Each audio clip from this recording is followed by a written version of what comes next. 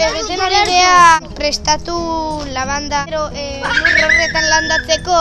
Babak arrankatzen eta konposta egiten. Hona etortzen geha 15 aldian behin, baratzako landaren prozesua ezagutzera. Sortu genituen Donostiako 2 auzoetako kulturetxeetan baratzak.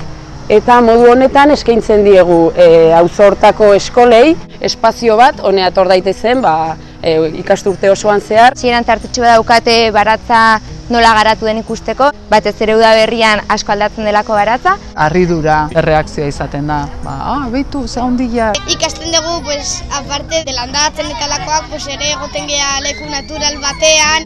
Eta egiten ditugu jolasak batzutan. Hori egin ondoren beti hasten gera jolas eta edo dinamika batekin. Horren helburua da pixka bat baratza tresna gisa erabiliz bestelako lanketa batzuk egitera. Izan daitezke aurreko sistemak, baratza baten inguran egon daitezken hegaztiak, egon daitezken xomorroak. Hori batzutan ikuste ditut izareak eta hori izten azka. Eta ondoren beti taldetxotan jartzen gera eta talde bakoitzak baratzeko lan bat egin behar du.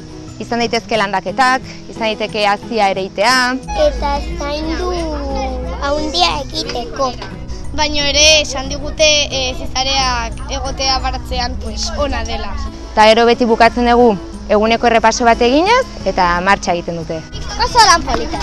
10 urte baino gehiago damakigu ekimenarekin eta egia da oso pozik etortzen direla haurrak eta oso balorazio positiboa egiten dute eskolek. Azkenean ikustez urtetik urtera askok errepikatzen dutela gainera eta etortzen direla oso motibatuak. Ikasleak oso gustora aritzen dira, disfrutatzen dute pilo bat. Bai, gustora etortzen dira. Oso lan polita delako. Beti daude, hola, galdetzen, noiz tokatzen da. Asko gustatzen zaigu. Zergatik asko divertitzen dira. Eta ikusten da, ez dakit eragin positiboa daukatela ikasleengan eta guregan ere noski.